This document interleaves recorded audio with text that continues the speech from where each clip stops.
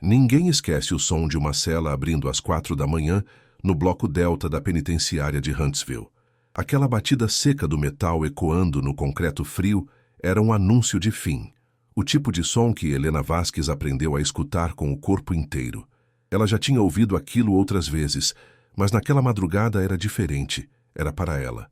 A morte naquela prisão era mais burocrática do que dramática. Assinaturas, pulseiras, instruções secas. Mas Helena, mesmo ali, não tinha o olhar de uma mulher vencida. Pediu uma única coisa, sem choro, sem grito, apenas com uma calma que incomodava. Queria ver seu cachorro Thor. O pedido, inicialmente recusado como todos os outros parecidos, chegou às mãos do diretor Arthur Bennett, que por algum motivo que não sabia explicar, parou de simplesmente seguir o protocolo. Bennett era um homem duro, de fala econômica e poucos gestos, mas aquela solicitação mexeu com algo que ele não conseguia ignorar. Não era só o pedido, era o tom. Havia algo naquela mulher que não encaixava com as histórias que corriam sobre ela. Durante os 18 meses que passou no corredor da morte, Helena nunca causou problemas, nunca implorou, nunca se comportou como alguém quebrada. E agora, no último suspiro da existência, queria apenas ver um cachorro. Não pediu perdão nem misericórdia. Queria o animal que havia salvado de uma estrada deserta, anos atrás, e que, segundo ela, era a única família que não a tinha abandonado. Bennett hesitou, mas autorizou. Pensou que talvez fosse um último gesto de humanidade. Mal sabia ele que aquele sim mudaria tudo. O transporte de Thor foi feito em silêncio, como se os envolvidos soubessem instintivamente que aquele momento não pedia comentários. Camila Vasquez, a irmã de Helena, estava com o cão no estacionamento da penitenciária antes mesmo do sol nascer. O pastor alemão desceu do carro com uma inquietação que nenhum dos agentes conseguiu ignorar. Não latia, não puxava a guia. Apenas observava o ambiente com os olhos fixos, como se reconhecesse o lugar sem nunca ter pisado ali. O protocolo exigia que qualquer objeto ou ser vivo entrando na área de segurança máxima fosse inspecionado. E Thor não foi exceção. Uma equipe veterinária terceirizada foi acionada para conduzir os exames sem pressa, mas com o cuidado de quem sabe que qualquer detalhe fora do lugar pode custar caro. Foi durante esse exame que uma das médicas notou uma pequena cicatriz, quase imperceptível, na lateral abdominal do cão. Camila, surpresa, disse que nunca a tinha visto antes. A veterinária, já desconfiada, solicitou um raio-x. Ninguém naquele momento pensava em Helena. Pensavam apenas em um protocolo sendo seguido. O que apareceu na imagem paralisou todos que estavam na sala. O objeto, do tamanho de um botão, parecia implantado entre as camadas de gordura e músculo, numa posição tão estratégica que seria impossível perceber sem exame por imagem. Quando o microdispositivo foi retirado, uma agente da segurança penitenciária, que também era formada em engenharia eletrônica, reconheceu o modelo como um tipo de armazenador de dados de alta densidade, geralmente usado em situações de espionagem corporativa. O aparelho foi imediatamente levado à sala de segurança do presídio, onde Bennett, já informado da anormalidade, aguardava. Quando os primeiros arquivos foram abertos, o ar mudou. Áudios e vídeos com datas e locais diferentes revelavam conversas entre figuras que, até então, ocupavam lugares de confiança no sistema de justiça: o promotor Douglas Crane, a detetive Melanie Hayes, o médico legista Dr. Franklin Moore e, para o choque de todos, Victor Vasquez, o homem que Helena supostamente havia assassinado. Victor estava vivo. Falava com clareza, citava planos, datas, ameaças, e falava dela, de Helena, como um obstáculo que precisava desaparecer. Arthur Bennett não era um homem de decisões impulsivas, mas naquele momento, diante do que ouvira com os próprios ouvidos, sentiu o corpo inteiro gelar. O relógio marcava 6h12 da manhã. A execução de Helena estava marcada para as 7h em ponto.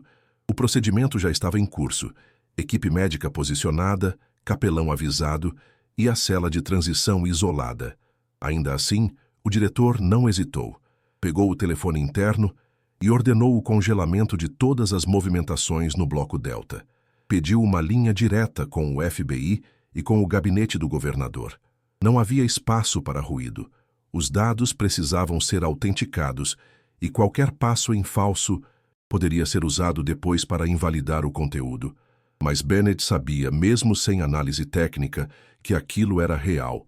Os áudios tinham a naturalidade dos que não esperam ser ouvidos.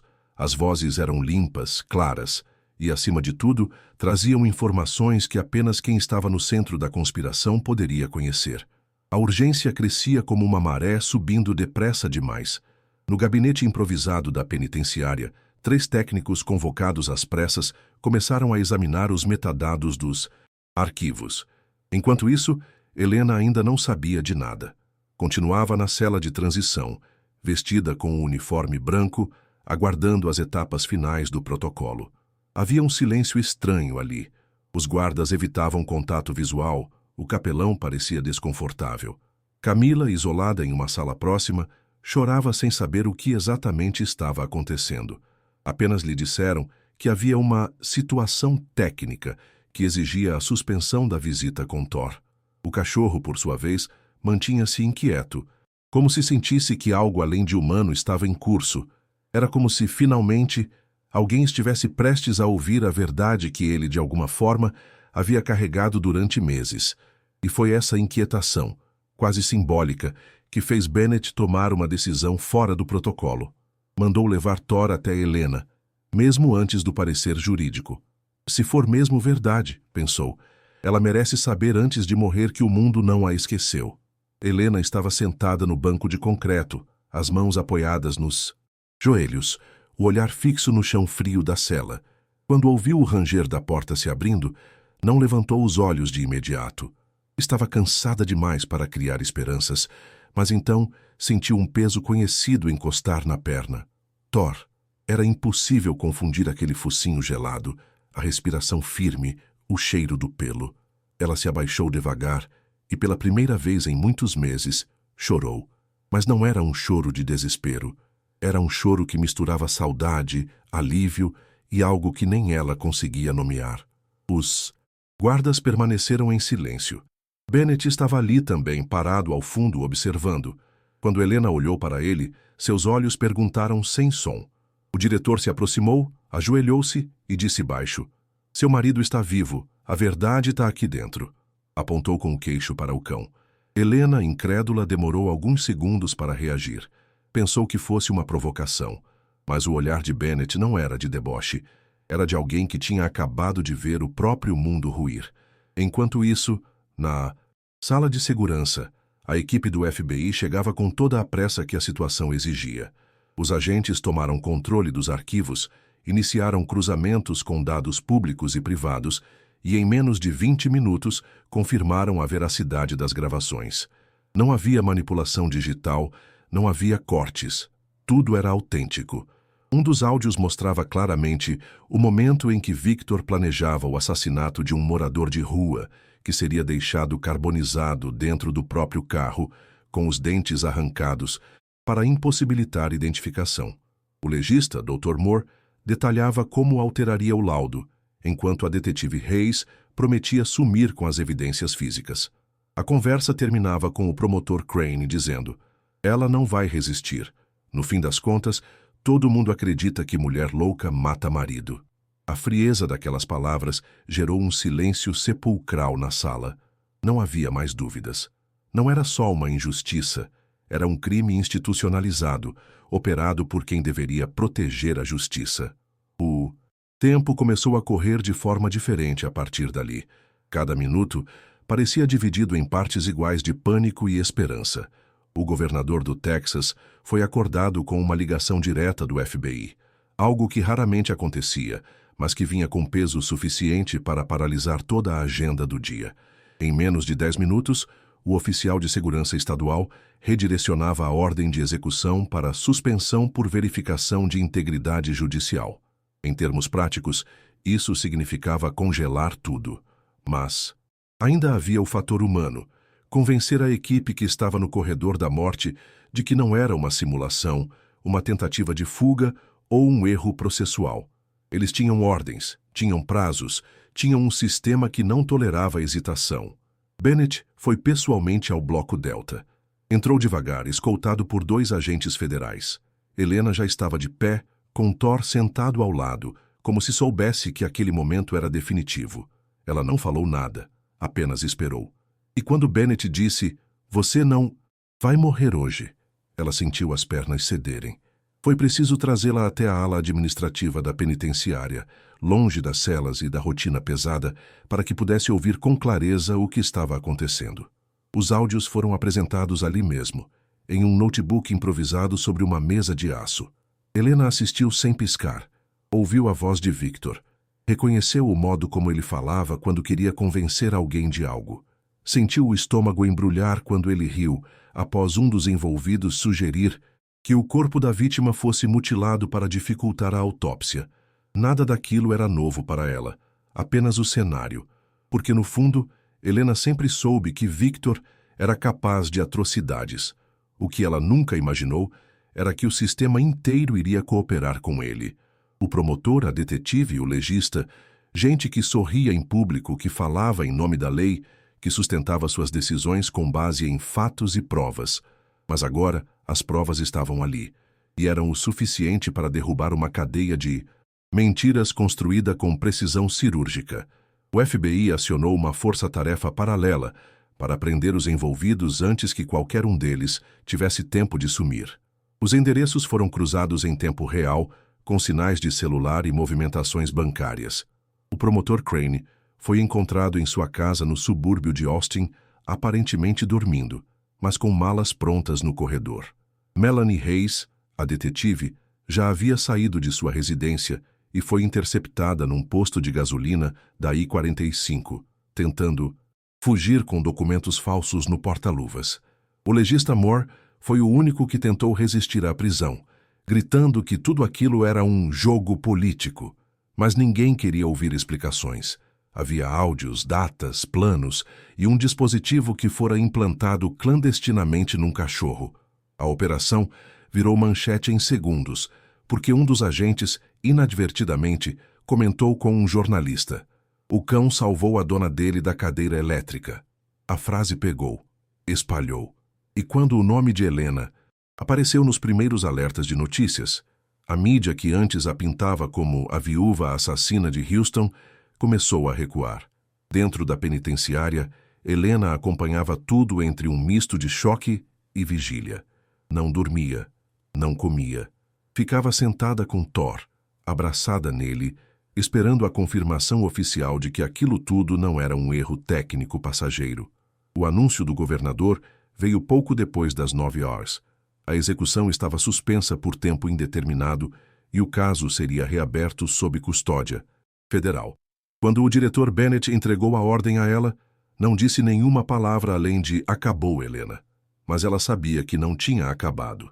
Sabia que ainda havia um corpo enterrado com seu nome como culpada, uma certidão de óbito mentirosa, um passado que ninguém apagaria com um despacho judicial. Mesmo assim, ali, naquele instante, respirou como se estivesse fazendo isso pela primeira vez. Thor deitou a cabeça no colo dela e soltou um suspiro longo. Pela primeira vez desde a prisão, ela afagou o animal sem pressa. Ainda não era liberdade, mas era vida. E vida, para quem esteve a segundos da morte, é o começo de tudo. A transferência de Helena para uma unidade federal temporária em Dallas ocorreu sob escolta reforçada. Mesmo com a suspensão da pena, havia riscos. O caso havia se tornado uma bomba política e jurídica, com interesses de todos os lados. Protestos começaram a surgir nas redes sociais e nas portas da penitenciária, tanto em apoio quanto em repúdio a ela. Justiça, por Helena, estampava cartazes e camisetas, mas também havia quem gritasse que tudo era uma armação da esquerda, ou que a cadela terrorista tinha manipulado o sistema. Nenhum desses ruídos, no entanto, abalava Helena naquele momento.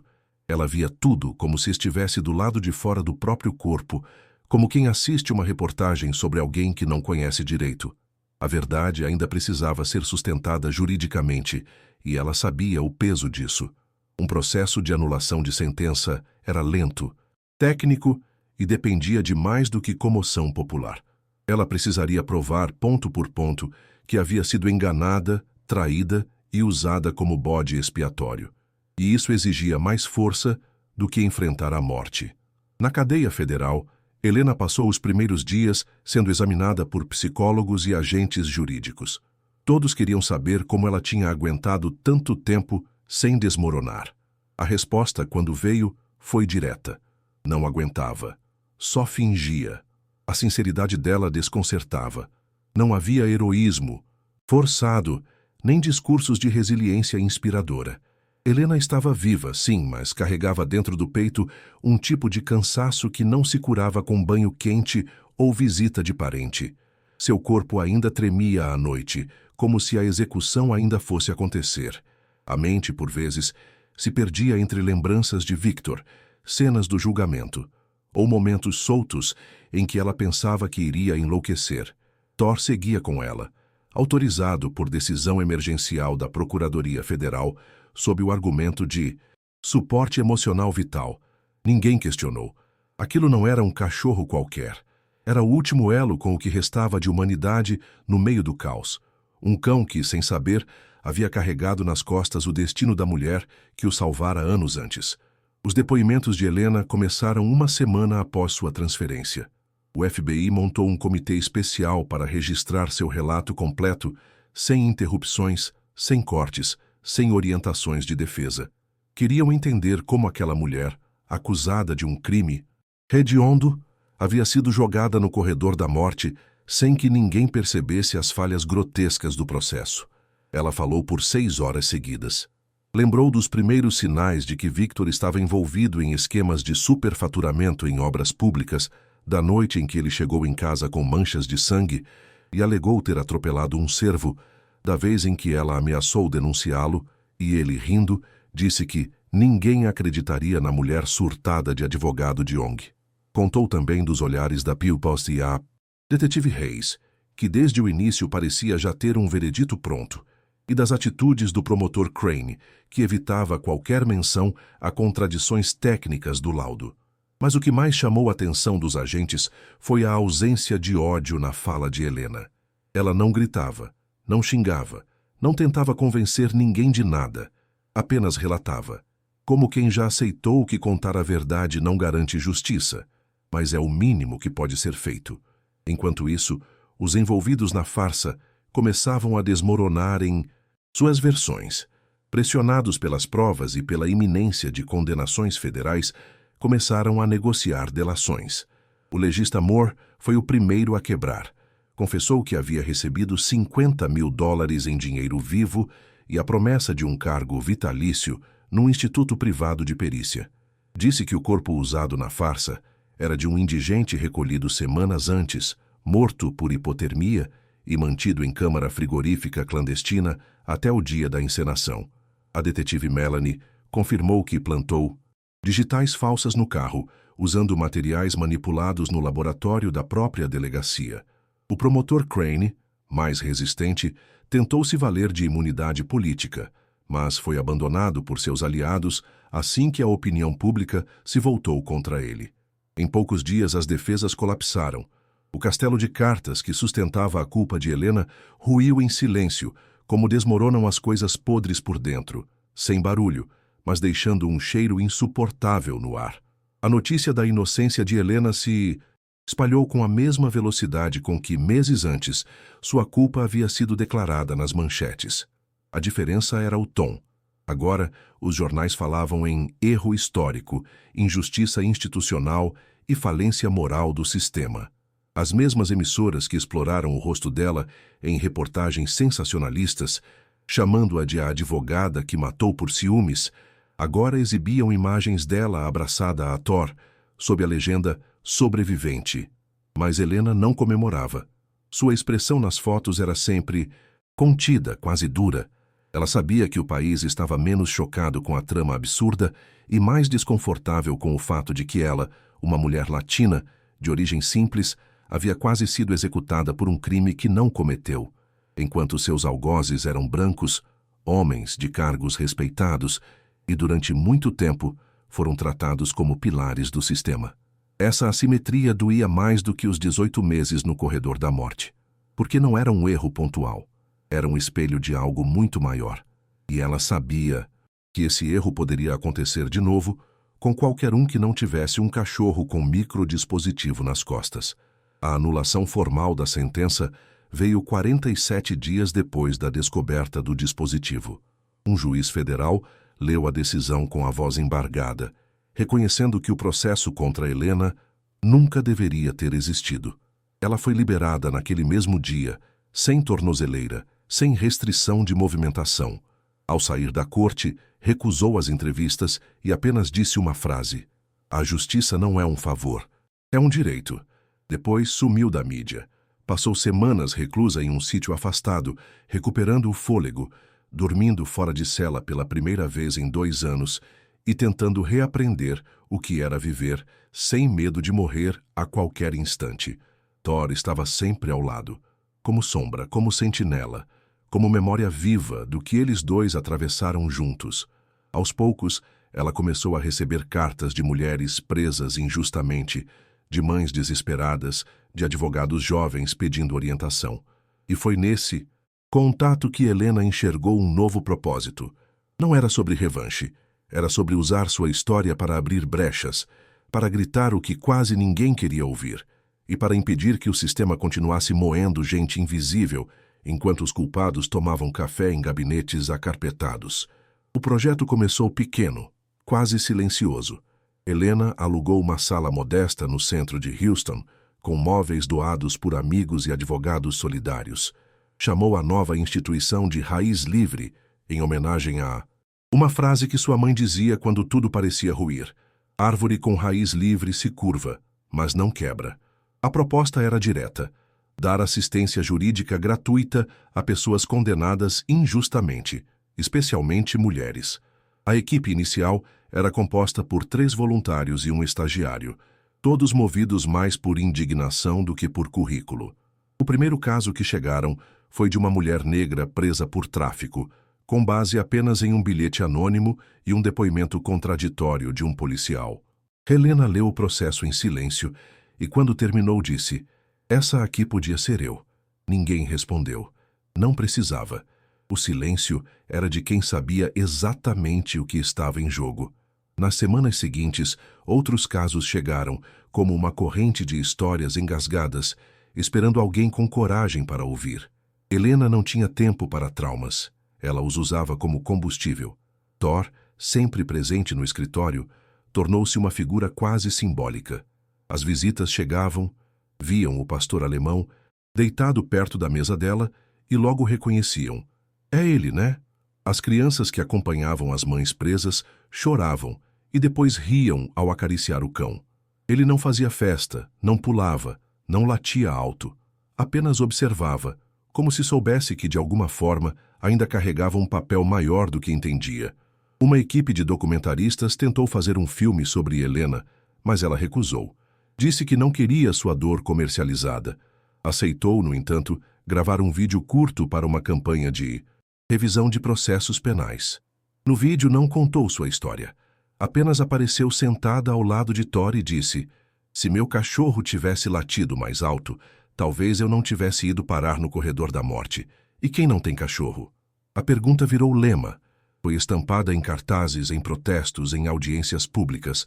Não era só uma frase de efeito. Era um grito por todos os que nunca tiveram sequer a chance de serem ouvidos. Com o tempo, a Raiz Livre ganhou força. Universidades passaram a enviar estudantes para estágio voluntário e advogados renomados se ofereceram para atuar pro bono. Helena aceitava a ajuda, mas impunha um limite rígido. Ninguém ali podia usar o trabalho como trampolim político ou vitrine pessoal. A causa não era espetáculo, era sobrevivência. Ela lembrava de cada noite em que acordava com suor frio, achando que estavam vindo buscá-la para a execução. Lembrava da primeira vez que ouviu a porta da cela sendo aberta com aquele estalo metálico seco. E do cheiro do corredor, uma mistura de desinfetante barato e desespero. Nenhum diploma ou status apagava aquilo. Era essa memória viva que ela usava para olhar nos olhos das famílias destruídas por condenações injustas e dizer: "Você não está sozinho." E ali, naquele ambiente simples, feito de paredes descascadas e café requentado, Helena foi reconstruindo o que chamava de dignidade, a dela, a dos outros e a de um sistema que, por mais falido que estivesse, ainda era passível de transformação se cutucado com verdade. A comoção em torno do caso dela ainda repercutia em diversos níveis. Uma comissão estadual foi formada para revisar todos os processos que envolveram Crane, Hayes e Moore nos últimos 15 anos. Mais de 20 casos suspeitos vieram à tona. Pelo menos 6 deles foram reabertos. Um deles era de um homem condenado por matar a esposa com um golpe na cabeça. Evidência que, segundo novos exames, jamais indicou homicídio. Outro envolvia uma jovem acusada de esconder o próprio bebê, morto, quando na verdade tratava-se de um aborto espontâneo. Em todas essas histórias o padrão se repetia: pressa para condenar, desprezo pelas inconsistências e uma confiança cega nos mesmos profissionais corrompidos que quase mataram Helena. Ao ser chamada para falar numa audiência legislativa sobre reformas no sistema penal, ela recusou o púlpito oficial. Preferiu sentar-se na primeira fileira, como ouvinte. Só falou quando pediram, e mesmo assim foi curta. Se vocês não estão dispostos a perder o conforto de errar sem consequência, então parem de fingir que querem justiça. Mesmo com o reconhecimento crescente, Helena nunca se afastou da base. Continuava indo pessoalmente aos presídios para conversar com detentos e detentas. Acompanhava audiências preliminares de casos da Raiz Livre e fazia questão de revisar todos os processos recebidos antes de serem encaminhados para análise.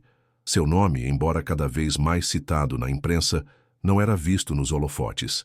Ela evitava entrevistas, ignorava convites para debates televisivos e se recusava a escrever livros ou autobiografias. Dizia que a história ainda estava acontecendo e que quem escreve finais antes da hora corre o risco de mentir sem querer. Thor continuava com ela em todas as idas e vindas. Já não era só o cão de uma sobrevivente, era parte da rotina institucional, como se seu silêncio calmo funcionasse como lembrete vivo daquilo que não podia ser esquecido. Ele envelhecia visivelmente, mas mantinha o olhar atento, como se vigiasse o tempo todo não apenas sua dona, mas os resquícios do sistema que um dia quase a matou. Foi numa dessas visitas a uma penitenciária feminina do interior que Helena encontrou uma mulher que a fez congelar por segundos. O nome dela era Iris McConnell. Estava presa havia 9 anos, acusada de ter matado o padrasto. O processo era cheio de lacunas, ausência de prova física direta, testemunhas com versões contraditórias e um laudo forense baseado em interpretação subjetiva, assinado anos atrás por ninguém menos que Dr. Franklin Moore. Helena reconheceu a assinatura na hora. Sentou-se em frente a Iris e pediu para ouvir tudo. A história era marcada por abusos, negligência policial e um julgamento apressado. Helena não prometeu nada ali, mas ao sair da prisão ligou diretamente para um dos promotores federais que ajudaram em seu próprio caso e disse: "Acho que vocês deixaram passar uma mulher inocente." De novo. Era isso que a movia agora.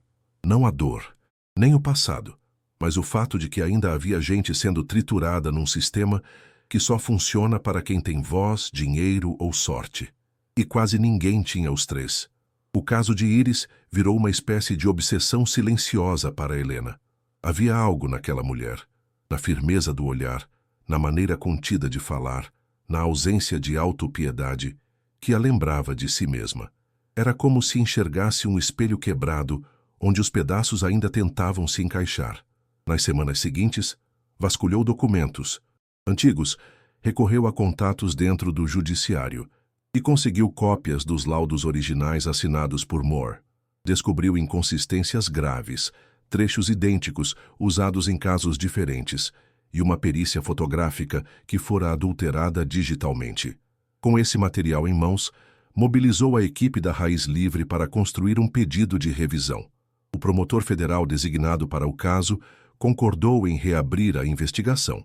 Iris ainda não sabia, mas do lado de fora, uma mulher e um cachorro velho estavam mais uma vez desafiando as engrenagens emperradas da justiça texana. E Helena fazia isso sem aplausos, sem câmeras. Sabia que cada vitória era frágil, que o sistema sabia se proteger, mas também sabia que, às vezes, basta uma rachadura para começar a derrubar um muro. Nesse período, Thor começou a apresentar sinais claros de envelhecimento acelerado. Já não corria como antes, dormia mais do que o normal e suas patas tremiam após caminhadas curtas. O veterinário explicou que o estresse extremo que o animal havia vivido, desde o implante cirúrgico até os meses de ausência da dona, poderia ter deixado marcas neurológicas. Helena ouvia em silêncio, acariciando o focinho dele com um cuidado que não era só carinho, mas gratidão pura. Era como se dissesse, sem palavras, "Você me deu mais do que qualquer humano." Ela passou a levá-lo para o trabalho só em dias mais calmos, e nas demais manhãs o deixava dormindo numa almofada perto da janela, sob o sol fraco do outono. A equipe da Raiz Livre se revezava para cuidar dele com a mesma reverência com que se lida com uma relíquia viva, porque todos ali sabiam, sem Thor, Helena talvez não estivesse viva, e sem Helena, muitos deles jamais teriam acreditado que justiça, mesmo rara, ainda era possível. A reversão da sentença de Iris veio num prazo surpreendente, 8 meses após o início do trabalho da Raiz Livre. O juiz responsável pela revisão declarou nulo o julgamento anterior, classificando o caso como vulnerável à fraude, processual e negligência técnica. Iris saiu pela mesma porta por onde Helena havia passado, vestindo roupas doadas, com uma sacola plástica na mão e o olhar de quem ainda não sabia se estava sonhando ou acordada. Helena foi buscá-la pessoalmente. Não houve discurso nem aplausos, apenas um abraço apertado seguido de silêncio. Iris foi morar num alojamento temporário mantido por uma ONG parceira, mas fazia visitas regulares à sede da Raiz Livre. Passava horas conversando com outras mulheres, ouvindo sem julgar. Às vezes só sentava em silêncio com Thor, como se o entendimento entre os dois fosse imediato. Era uma espécie de reconexão com a vida por meio de fragmentos seguros. Helena, Thor e um espaço onde a dor não era moeda, mas ponto de partida. Enquanto isso, os desdobramentos políticos do caso de Helena continuavam reverberando. O governador que suspendera sua execução criou um comitê permanente para reavaliar sentenças de morte no estado, com representantes da Defensoria Pública, ONGs de direitos civis e membros do FBI. Foi a primeira iniciativa desse tipo no Texas em mais de 50 anos. Alguns viram o gesto como estratégia eleitoral, outros como arrependimento genuíno. Helena não se importava com a motivação. O que importava era que, pela primeira vez em décadas, havia uma chance concreta de impedir que outros fossem empurrados para a morte com base em versões mal contadas e provas duvidosas. A cada nova reunião, novos nomes surgiam. Pessoas esquecidas, rotuladas, abandonadas. Era como se a história dela tivesse tirado a tampa de um poço profundo demais para ser ignorado. E uma vez aberto, ninguém mais podia fingir que não via o que havia ali dentro. Em meio a esse processo de reconstrução coletiva, veio o dia que Helena tanto temia. Thor não acordou. Era uma manhã comum, sem presságios. Ela o encontrou deitado na almofada perto da janela, do mesmo jeito que sempre dormia, mas com a respiração ausente e o corpo já frio. Sentou-se ao lado dele e ficou ali por quase 1 hora, sem lágrimas, sem palavras. A morte dele não era apenas a perda de um animal, era o fim de um ciclo. Era como se o último pedaço de um mundo que já não existia tivesse, enfim, se apagado. A equipe da Raiz Livre parou tudo naquele dia.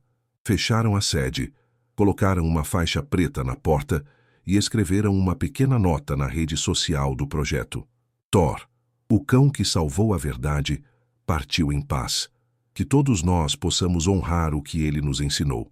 Ouvir, mesmo quando ninguém fala. O corpo foi cremado e as cinzas enterradas em uma praça arborizada, num local discreto, sem placa. Helena sabia que não precisava de monumentos. O que Thor representava já estava cravado em cada vida que ele ajudou a mudar. A ausência dele se fez sentir em detalhes pequenos.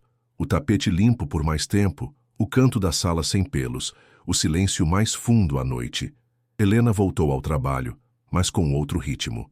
Mais madura, mais contida, mais consciente de que nenhuma luta é eterna e que nem toda dor precisa ser transformada em bandeira. O trabalho da Raiz Livre seguiu crescendo, mas agora com uma nova geração assumindo funções, propondo ideias, ampliando o alcance. Helena se permitia pausas, cuidava de si, caminhava mais, lia livros fora da área jurídica. Às vezes apenas se sentava com um café na varanda do sítio onde se refugiava nos fins de semana e pensava em tudo o que havia sobrevivido. Não com revolta, mas com a estranha paz de quem já esteve no fundo e voltou. Vez ou outra, ainda sentia o faro dele por perto, uma memória involuntária do corpo, uma presença que só ela sabia reconhecer. E isso bastava. 2 anos depois da libertação, Helena foi convidada a falar na Universidade do Texas para uma turma de direito penal. Relutou no início, não gostava da ideia de virar caso de estudo, mas acabou aceitando com uma condição: que nenhum professor introduzisse sua presença com resumos acadêmicos ou discursos formais. Queria falar como gente, não como símbolo. No auditório lotado, ela subiu ao palco com uma pasta fina nas mãos e encarou os rostos jovens à sua frente. Vocês estão estudando leis, mas o que quase me matou foi a ausência de vergonha em quem as aplica. A frase caiu como pedra no chão. Ela continuou contando o que viveu, mas também o que viu nos outros: mulheres esmagadas por julgamentos morais, homens pobres condenados com base em suposições, mães afastadas dos filhos por erros que ninguém teve coragem de corrigir. E no fim, ao abrir a pasta, mostrou cópias de processos marcados com post-its vermelhos, todos de pessoas que ainda estavam presas injustamente. Estudem isso aqui, porque os livros de vocês não mostram a parte que fede. Aquela palestra virou um divisor de águas, não pelo impacto da fala, mas pela inquietação que provocou. Muitos alunos mudaram de área de atuação, outros procuraram estágios na Raiz Livre, e houve até quem abandonasse o curso, dizendo que não queria fazer parte de um sistema que deixava gente morrer com base em estatísticas e conveniência. Helena não esperava isso. Não queria que ninguém idealizasse sua história. Repetia sempre: eu sobrevivi, mas isso não é virtude, é acaso. O mesmo acaso que matou outros que não tinham um Thor. Com o tempo, sua presença se tornou símbolo de um novo tipo de profissional do direito. Aquele que ouve primeiro, que desconfia da pressa, que entende que justiça não é aplicar regra, mas reparar gente. E isso não se aprende em livros. Se aprende com o que Helena chamava de testemunho vivo da falência do sistema. Ela não queria honrarias, queria mudança. E se isso só viesse com incômodo, que fosse. Ela já tinha aprendido a viver desconfortável. Em determinado momento, Helena começou a recusar convites institucionais de forma definitiva. Parou de frequentar audiências públicas, rejeitou indicações para prêmios e se afastou até mesmo das reuniões formais da Raiz Livre. Continuava acompanhando os casos, orientando advogados, revisando documentos, mas fazia isso em silêncio do sítio. Quando questionada por um colega sobre o motivo, respondeu apenas: eu já dei meu corpo inteiro para essa luta. Agora eu dou só a voz, e quando eu quiser. Não era cansaço. Era lucidez. Helena entendia que a transformação real não dependia mais dela como figura central. Era preciso espaço para que novas vozes emergissem. Sabia também que continuar se expondo significava manter aberta uma ferida que já sangrou demais. A dor que carregava era como um arquivo sensível, necessário, mas não acessado sem motivo. E ela não precisava mais provar nada para ninguém, nem que era inocente, nem que era forte. Já tinha sobrevivido ao tipo de silêncio que mata aos poucos, e isso era o bastante. Foi nesse novo tempo de resguardo que Helena adotou outro cachorro, um filhote mestiço de pastor belga, resgatado por uma ONG após ser encontrado amarrado num terreno baldio. Batizou o cão de Faro, em homenagem àquilo que salvou sua vida, a capacidade de farejar o que não se vê. Não era substituição. Thor era insubstituível, mas Faro trouxe algo diferente. Era inquieto, curioso, e logo se tornou o companheiro de caminhadas por trilhas de barro e pasto seco. Ao lado dele, Helena descobriu que a vida podia seguir sem culpa, que reconstruir não era esquecer, mas aceitar que o passado não precisava ser repetido. Faro não carregava segredos implantados sob a pele, mas carregava algo essencial: presença. E presença, para quem já esteve isolado no corredor da morte, é ouro. Era isso que Helena precisava agora. Não de palcos, nem de homenagens. Apenas de passos firmes, chão sob os pés e silêncio bom. Aquele que não mata, mas abriga. A essa altura, a Raiz Livre já era uma instituição reconhecida em todo o país, com núcleos em 5 estados e dezenas de casos revistos com sucesso. Mas, mais importante que os números, era o impacto humano. Pessoas que antes seriam descartadas pelo sistema, agora tinham nomes conhecidos, histórias contadas e, sobretudo, chance de recomeçar. Tudo isso partira de uma cela, de um pedido aparentemente absurdo: quero ver meu cachorro, e da coragem de um diretor penitenciário que decidiu escutar, ao invés de cumprir ordens sem pensar. Helena e Bennett continuaram em contato esporádico. Nunca viraram amigos íntimos, mas havia entre eles um tipo raro de respeito, o de quem sobreviveu ao mesmo sistema por lados diferentes. Um dia, ele enviou uma carta simples com 2 frases. Você me fez lembrar por que entrei nisso, e o Thor me fez entender por que fiquei. Helena guardou o papel dobrado dentro de um livro e nunca mais falou no assunto. Não precisava. Algumas coisas se honram no silêncio. Anos depois, uma nova diretora assumiu a penitenciária de Huntsville. Jovem negra vinda da Defensoria Pública, ela fez questão de manter uma foto em sua sala. Helena sentada no pátio da prisão, Thor ao lado, ambos olhando para o portão de saída. Era uma imagem capturada por um agente no dia da suspensão da execução, e que nunca havia sido divulgada. Quando a equipe da nova direção perguntou por que aquela foto estava ali, ela respondeu: porque todo mundo que entra aqui precisa entender que a gente pode matar alguém sem puxar o gatilho. Basta não escutar. A resposta ecoou nos corredores entre os guardas e os novatos. A história de Helena Vasquez não era mais só dela. Era uma cicatriz coletiva, uma advertência viva. E em cada canto daquela penitenciária, onde ela quase foi morta por engano, agora havia rastros da sua existência, não como mártir, mas como lembrança incômoda de que justiça sem escuta vira sentença, e que às vezes o que salva uma vida é só um pedido que ninguém levou a sério. Em uma manhã qualquer de outono, Helena recebeu um envelope com remetente desconhecido.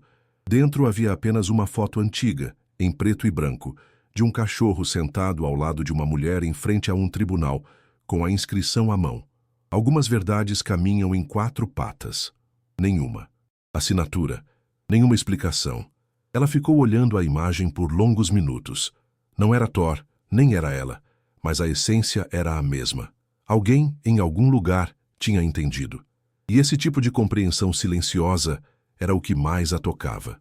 Em tempos onde tudo era barulho, manchete e algoritmo, receber uma mensagem que exigia pausa e leitura cuidadosa era quase um presente raro. Colocou a foto num porta-retrato e deixou sobre a mesa da cozinha. Não precisava mostrar para ninguém. Era só dela.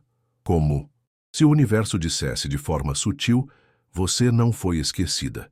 E o que você viveu continua andando por aí nas patas de outros. Alguns meses depois, um novo caso surgiu no noticiário. Uma mulher havia sido condenada à morte por envenenamento do marido em condições suspeitas. Era em outro estado, com outros personagens, mas o padrão era familiar. Provas frágeis, ausência de análise pericial independente e uma narrativa construída para se encaixar num estereótipo: mulher ciumenta, impulsiva, vingativa. Helena não se manifestou publicamente. Apenas pegou o telefone, ligou para uma antiga colega da defensoria e disse: me manda o processo completo, hoje ainda. Aquilo era quase um reflexo automático, não porque quisesse ser salvadora, mas porque sabia exatamente o que era estar do outro lado, gritando por socorro e sendo silenciada por protocolos. O mundo seguia, e o sistema continuava encontrando formas de punir quem tinha menos voz. Mas enquanto Helena respirasse, enquanto pudesse escrever um recurso, ligar para um juiz ou apenas sentar em frente a alguém e ouvir com atenção, ainda haveria chances. Era nisso que ela acreditava, na escuta, na presença e em lutar por quem ninguém mais tinha tempo para olhar. Nos bastidores da Raiz Livre, um ritual passou a se repetir. Toda vez que um caso era encerrado com a absolvição de alguém injustamente condenado, os membros da equipe se reuniam em silêncio em frente a um pequeno mural onde havia apenas uma imagem, a silhueta de Thor, desenhada à mão por uma das voluntárias. Abaixo da imagem, a frase: "Que a verdade encontre um corpo para habitar." Não havia palmas, não havia comemoração barulhenta. Era 1 minuto de reconhecimento pelo caminho percorrido, pelas noites sem dormir, pelos documentos revirados até a exaustão. Helena, mesmo mais afastada da rotina da sede, sempre era avisada dessas vitórias. Às vezes aparecia discretamente, outras vezes só mandava uma mensagem curta. Mais um que voltou a respirar. Aquilo não era religião nem romantismo. Era apenas a forma que encontraram de dar nome à reparação, porque, no fundo, todos ali sabiam que para cada caso vencido havia outros 10 que nem sequer chegavam à triagem.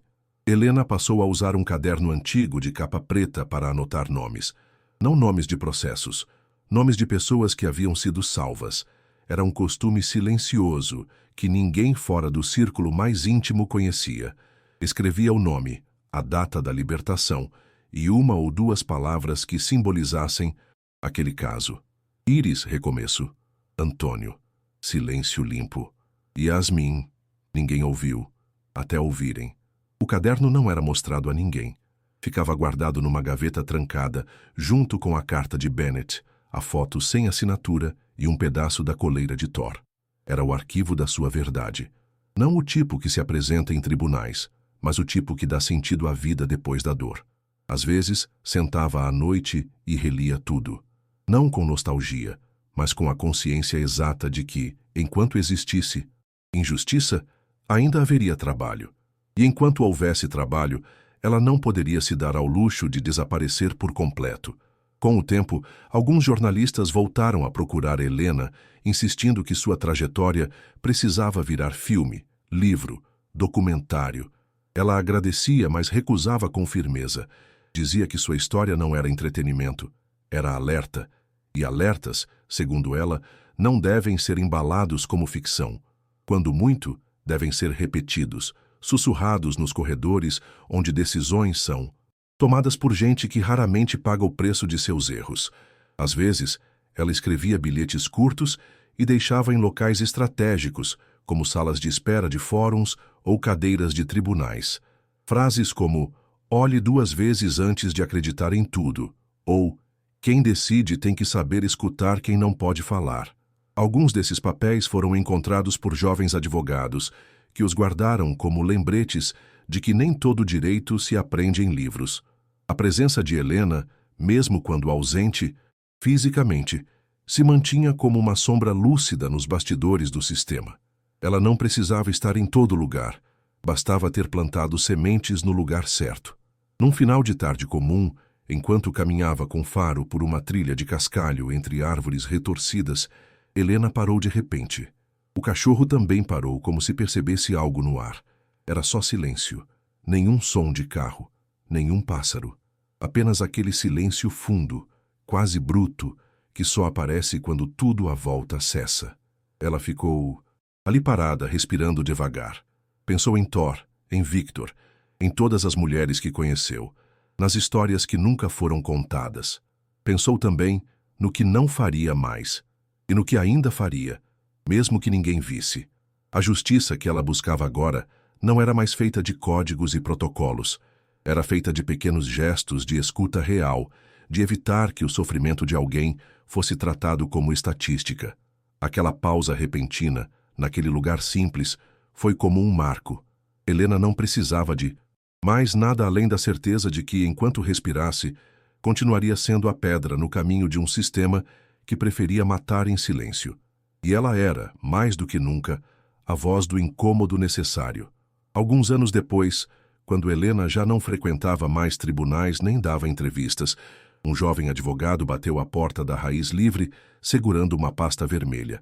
Disse que vinha de Laredo e que trazia o caso da irmã, uma jovem condenada por latrocínio num processo cheio de furos. Ele havia Tentado ajuda em vários lugares, mas ninguém tinha se interessado. Me disseram que aqui vocês ouvem antes de negar.